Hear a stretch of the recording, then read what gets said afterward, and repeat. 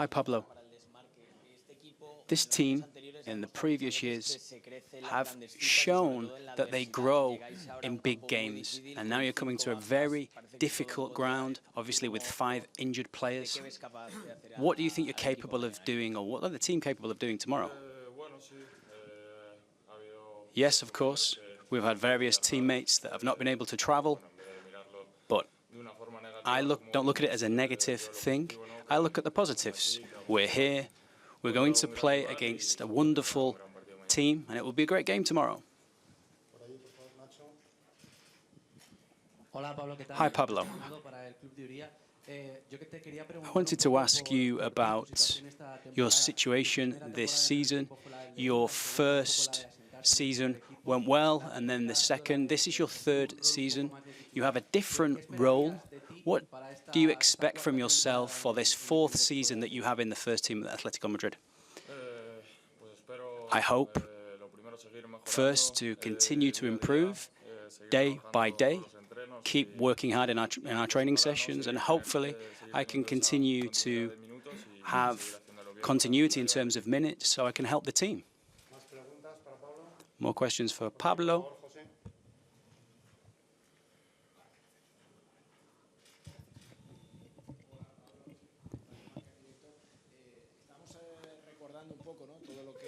We're going over.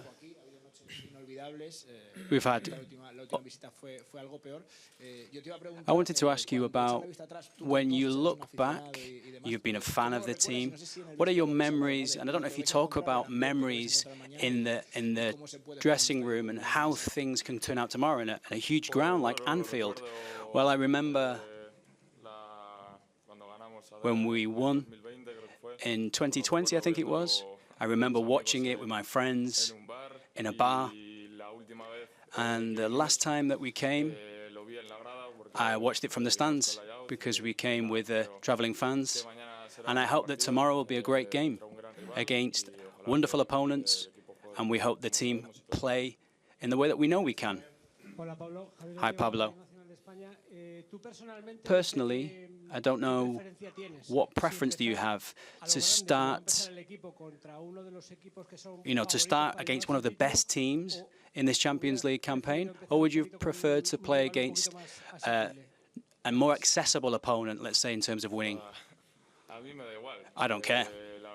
To be honest, whether it's Liverpool,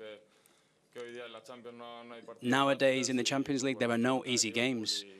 We've been drawn against Liverpool, and I'm delighted that we've got them. One more question for Pablo.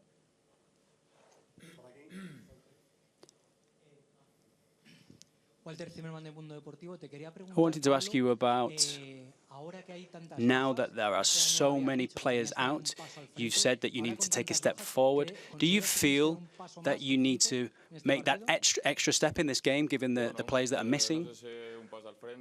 Well, I don't know if it's making a step forward, but in these types of games that are important, not just myself, but I think when the players need to step up. Because if we don't, and you play a team like this, it's going to be very difficult to do well in the game. But I just hope to continue working hard, and as I say, continue to help the team so that we can win tomorrow.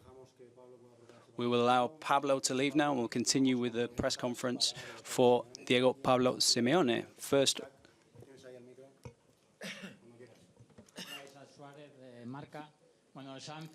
It's Anfield, it's Liverpool.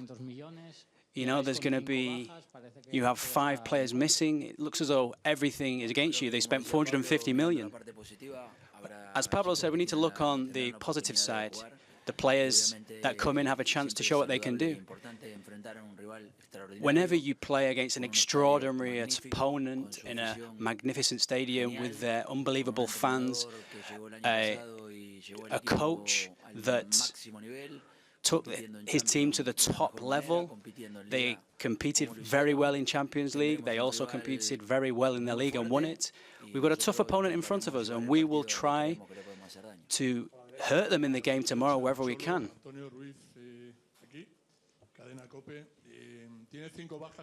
5 players out tomorrow, but there are 7 games in this league phase.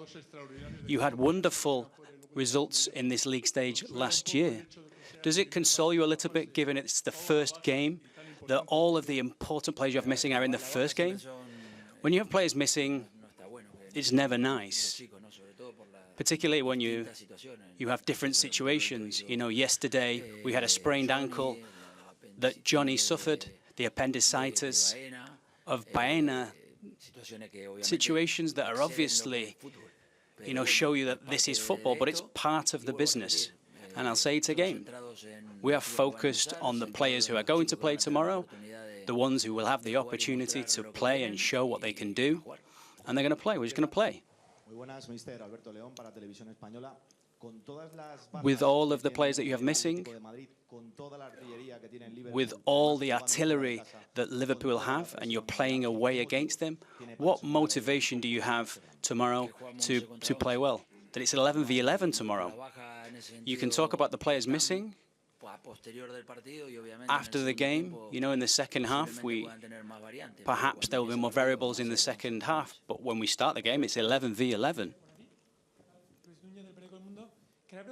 I wanted to ask you, in such an important game against such a huge opponent, if it goes well or goes badly, how will it affect the overall mentality of the team? I'm not thinking about it so much, to be honest with you. I'm just thinking about tomorrow. We're going to play well. If we can continue in the same vein of form that we've shown in the last game, where we were more decisive in our opponent's box, I'm looking at the objective of getting better and growing as a team. We play a fantastic opponent tomorrow in a stadium that I love. It will be a lovely game, I'm sure. What do you like most about Liverpool? The fact that they are direct, they have very quick transitions, they interpret the game in a very simple way to make sure they get many plays in the box. They use their wide players, and they have a wonderful centre-back who can knock the ball around. And to be honest, this simplicity of the game that maybe some people don't see, it shows you how hard they work, how good their footballers are, and obviously their manager did wonderful things last season, extraordinary things. I think we'll see a tough game, a difficult game, but I'm sure that we'll have the intention of bringing the game to where we want it to go. Last year, I listened to you say that the objective was to get to the final of the competition. Starting from scratch again, what's the opportunity, or what objective do you have in this competition? Liverpool are one of the big favourites, game by game. I want to ask you about Pablo Barrios. Perhaps, what does he bring to the game? How has his participation changed, getting him close to the box, for example? Can we see him more as a pivot with the injury of Johnny Cardoso? I've not decided yet. We don't know who will come in for Johnny, who cannot play, obviously. I will work that out in the coming hours. In terms of Pablo, Pablo is a fantastic player. He's very present. He has a great future. He's growing in that final third of the pitch, which is where we need him, in the danger zones in terms of attacking opponents.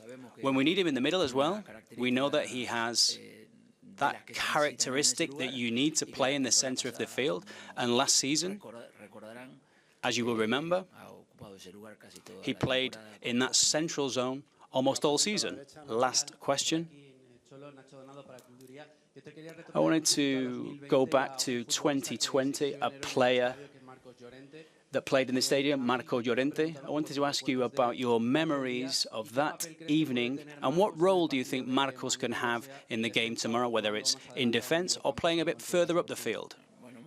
Marcos, wherever we put him, will give the maximum he can, because he's a player, as we always say, who has that potential to participate up front, out wide, as a central midfielder, at the back, depending on what happens in the game. But the best anecdote I have here is Diego Costa here. I remember in the second half, Diego Costa was extremely angry, and when the game ended, I'd put Marcos Llorente up front.